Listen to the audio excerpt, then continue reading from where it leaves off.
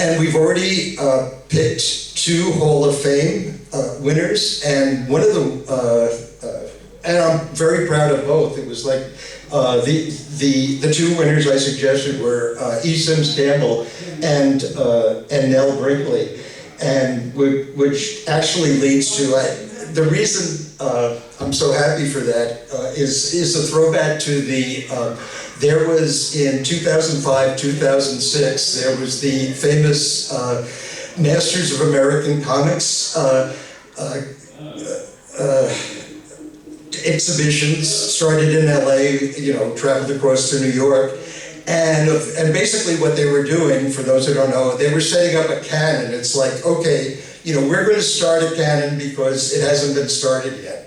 You know, and if you know how canons work, they travel. But this was one of those things where, you know, in the comics world, you know, every single comics geek, you know, suddenly became, you know, a fucking curator with 200 years of experience. And it was one of those things, like in the course of actually me talking with Jim right here, that I went and worked out, okay, and I actually picked the one who should be thrown out and replaced by Nell Brinkley, because she's incredible. And, you know, so she didn't make it into the show, but, you know, she's definitely, you know, going to continue to be heard from. So it's like, you know, Nell Brinkley, E. Sims Campbell, and... So you tried to get her in the Masters show?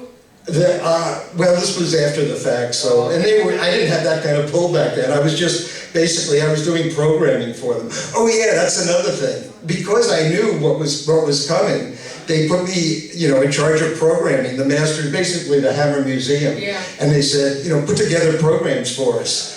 And it was the first thing I said was, get Trina down here. You know, because she's, you know, she's the one that's going to be the voice of the opposition, and that's the kind of thing I want. And she came down and she did a terrific job, and you know, it was that kind of expansion that, you know, in a way, it was what the 2 curators were starting to do. And this was, you know, this was continuing. You know, that basically the show was the firing shot, and then, you know, people try to get, and then.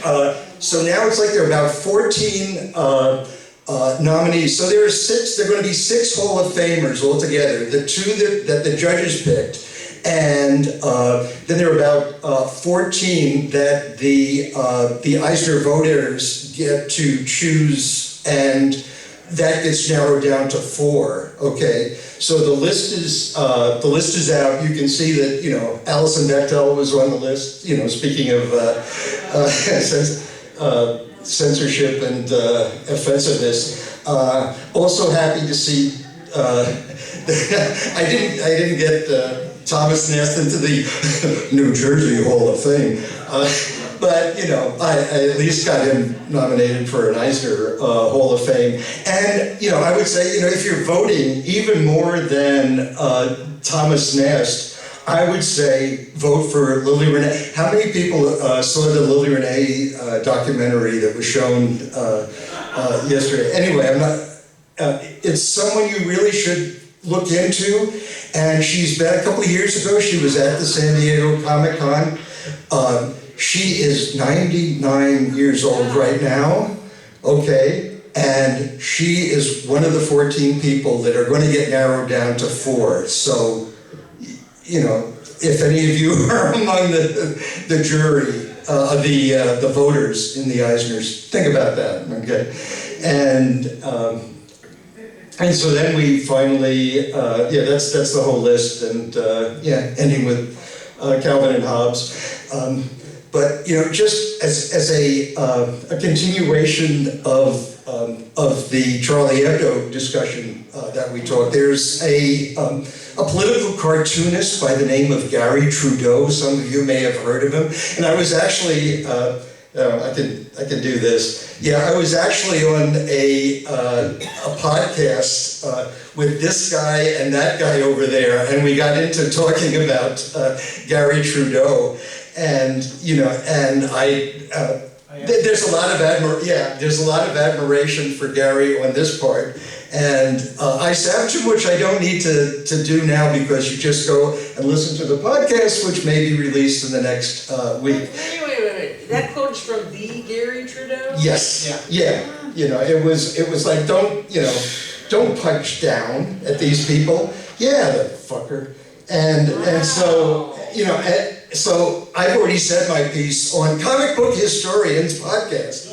But so I thought I'd just kind of wrap it up with this cartoon by Daryl Cagle, who pretty much, summed up in polite terms, just how I feel about Mr. Trudeau. So, yeah, there were a dozen people altogether that were assassinated on January 7th, 2015, and yeah, 5 of them were cartoonists. Okay.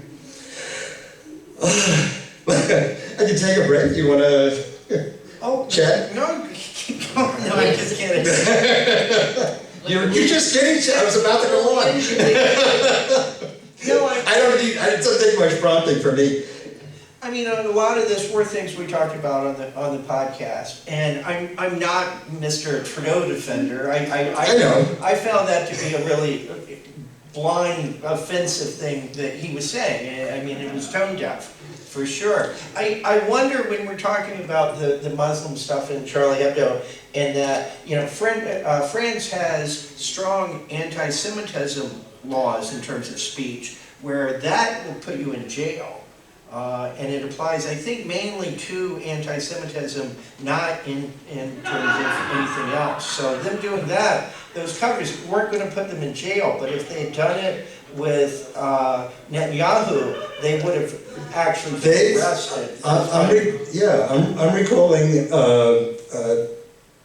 cartoons that represented Jews, so I don't have the information, but anyway, okay, I'll believe it. But I wonder about things like that. I wonder about that here, what the standards are. When we say it's offensive, it does seem like we pick and choose which thing is going to be offensive. Yeah, well, I mean, it's interesting too, the idea that they would work. I mean, to me, it's get a little cognitive dissonance to think that they would, the cartoonists would worry about being thrown in jail, but they wouldn't worry about somebody coming in and murdering them. I mean, it's like, how many of you people, would have that kind of courage? I mean, when, I take the word courage very seriously, especially, after that, when, there's that kind of bloodshed. So one of the things about that, though, is a segue into what I think is the biggest threat we have right now to censorship, in a lot of ways, as censorship, is this concept of religious freedom in the U.S. that Trump is putting forth and the Republicans are putting forth, and the Supreme Court is somehow giving credence to this idea that people have, that their rights under the First Amendment, under freedom of religion, are somehow impacted by anything that they find shocking or offensive. So it's a new assault on what's offensive, because it's about, I have a right to be, my religious beliefs be protected from whatever you say. Yeah. And I think that's a horrifying concept. Well, and yeah, and the whole thing is, it's like nowhere in the Constitution, is saying that that you have the right not to be offended. Yeah, so, but the next step, if someone's offended by some art because God told them, they might decide they want to kill you, like the Muslims, because God told them to do that. Or maybe they want to abuse their daughter, their 3-year-old daughter, because God told them it was okay. And that's why that's dangerous, because it expands into insanity. It's what we call in law school slippery slope. Yes. Once you start that thing, it goes right up there to the point of risk of what happened. I mean, Son of Sam claimed that his dog was telling him to do all those murder, and later on he confessed. That was just bullshit to get me off on a psych. So they wouldn't murder me if they think I'm crazy. So yeah, my dog was talking to me. So even there. But you're still using an excuse to justify your opinion and your behavior. behavior. Right. If you have to use an excuse, bullshit. Yeah, exactly, there you go. And we see a hand up way back in the corner. Perhaps the legal minds could clarify something for me. The First Amendment is, of course, freedom of speech. And the only reference to any kind of religious freedom is the fact that you're free to practice your religion, and that nobody can tell you what your religion is. So I'm a reverend in the First Church of the Dude. And, I have religious freedom to say so, and I have many, you know, I can say any of that stuff. But Right. how did the freedom of speech become the freedom to pound on and bully everybody around you and not pay your taxes? How did that happen? Well, I can give you the Supreme Court makeup and how it changed in the last 5 years, and that's how it happened. It's like total bullshit. Or I could have said, yes, it's total Thank you. bullshit. I wanted to clarify. Cut to the chase. But Yeah. that's exactly right. It was the shift in the last two appointments, especially Kavanaugh, that has changed where it's going to go. In other words, you can't read English. That you can't read English? They can't read English. Well, yeah, I don't know what they read. But it's not comics, that I think we can say for sure. Obviously. So, yeah, well, I can, let's see, I've got, this is another article that I wrote, it was like after the first article, it was like, that's not enough, I have to write another, and I wrote several. This was my follow-up one, that was the week right after Hebdo, and basically it was an interview with, discussion of Mr. Fish's book. If you don't know Dwayne Booth, Mr. Fish, he's one of the most powerful political cartoonists, and he wrote this great book on, basically it's like a 400-page book on offensive cartoons, and you know, as you can see, the spectrum of what's been going on here, and I'm scrolling down to this particular cartoon because, you know, I want to leave no side unoffended. This was a cartoon that David Levine did that was set to publish in The Nation magazine, and the decision was of course made by the editor, publisher, owner, Victor Novosky.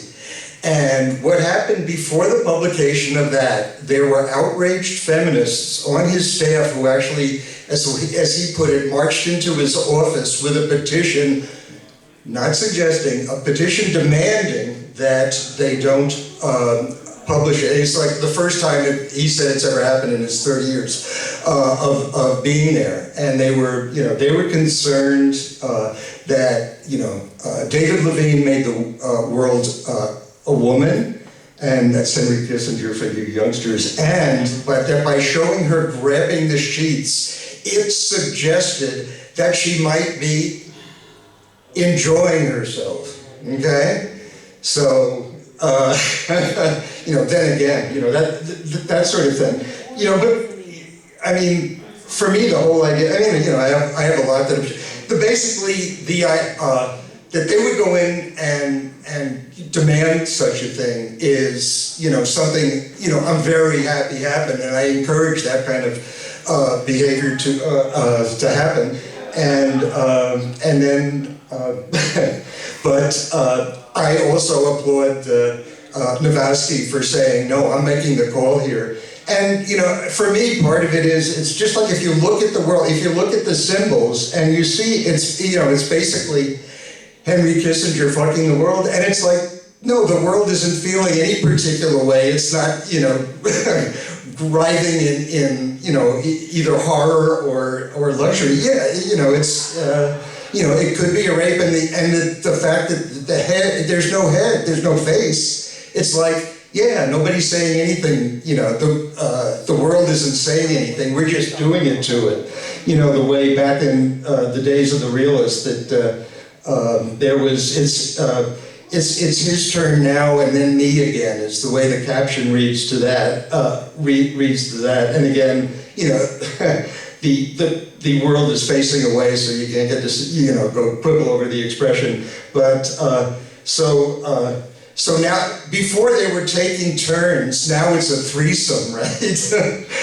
And, yeah. Well, I have a question on that about, because those are editorial cartoons. Are we Yes. losing the ability to understand that? And it seems to me that editorial cartoons are one of the most offensive things that you're exposed to when you're young, because they're ugly and they're different and they're shocking, and that was good.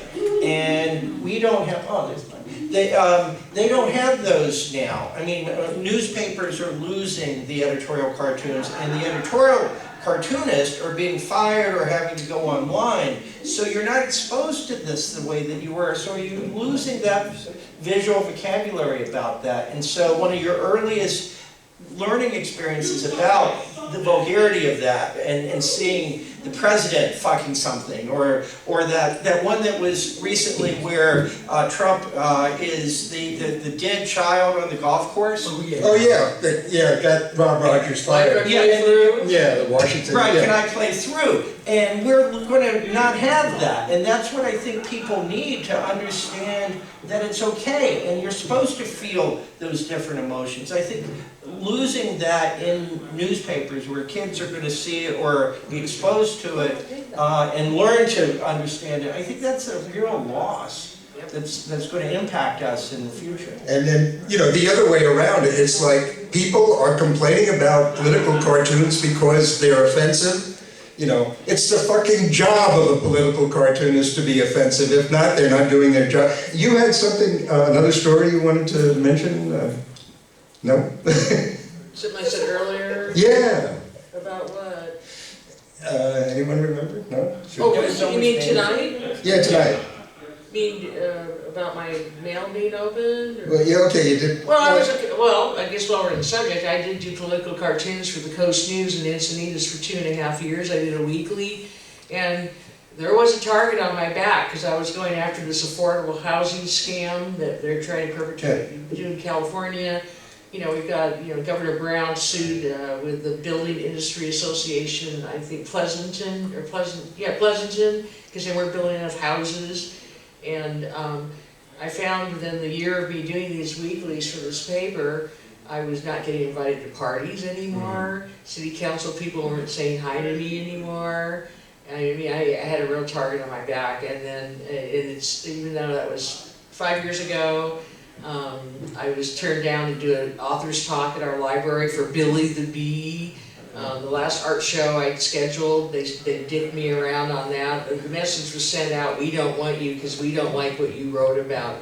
And when you start going after the big boys who are making money, the cities are getting all this money for sales tax for their salaries and their pensions.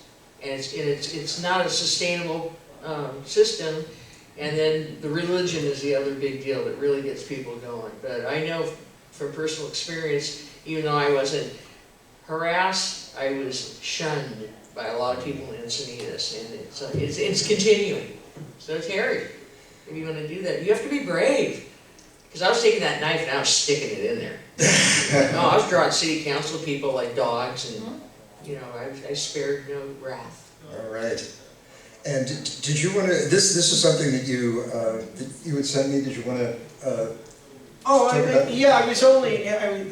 This is a white South African artist who does these, and what he does is he uses Tintin, and he's attacking the Africana, what they loved, and things like Tintin, and turning it into an aggressive statement against it. But it's confusing, I think, to an American audience. I think they would have trouble with this because they would just see the images and instantly back away from it. It's really clever and it's very aggressive in the best kind of a way, but I think it's something like, if I showed this in class, my students would immediately contact the dean's office and complain about it. And there's that intimidation factor now in terms of teaching. But if you look at that cover itself, it goes through a whole bunch of what is censorship, and it's white people saying you can't do this and this would be bad, and it's applying colonialism, and so it's very aggressive. And I think we just lack the ability to do that here. Where do you teach? I taught for 15 years for Duke, but in Oh LA. my God, I thought high school or something. There's a middle school teacher there who's deeply offended. And let's see, I don't see any hands, so we should, you're holding it 5 minutes? Okay. 5 minutes. Let's see, you don't have to wait for questions, just raise your hand and I'll, or whoever sees you will get the call. So, yeah, I guess the one last thing that I wanted to include had to do with the kind of stuff that Howie Chaikin has been going through. Another example of where he's being attacked from both sides, but he says the only difference between him being attacked by the conservatives and him being attacked by the liberals is the conservatives have actually read the comic book, and so the whole idea of there's nothing in the Constitution about having your feelings hurt, even, right? And so it's a story that was actually written prior to Trump's election. At the time, Chaikin, most of us thought it was going to be Hillary and that sort of thing. But basically he's depicting this nation that's really gripped in fear and expressing its rage through racism and violence. And so the fact that an the fact that one of the characters there was portrayed in the manner. Basically, this transgender person was really going through some rough time, and it was like well you can't be portraying transgender people like that. And again, my thought is not people, singular, right? Anyway, you talked with did you get into this? Oh yeah, we talked about that. We've got three episodes with Chaikin, 2. Yeah, it goes into great detail about that. I have a question about this in terms of this kind of thing. Last night I was arguing with your brother about, as people do, about what he did to Green Lantern and the fridging and we have, and a lot of stuff. And that's okay. Like, it's all right to get in as a comics fan, to argue with you about that, about what you did to Green Lantern, or what John Byrne to Superman, and that nerdiness is allowed. But if it was Chaikin here, and we started to ask him and be mad at him for doing something, aren't we weird? I mean, and that's like wrong, and we're saying, oh, but you shouldn't do that. That's encroaching on his rights and his art and everything. And I agree with it. That's my mentality. I'm questioning my own thinking. But it's okay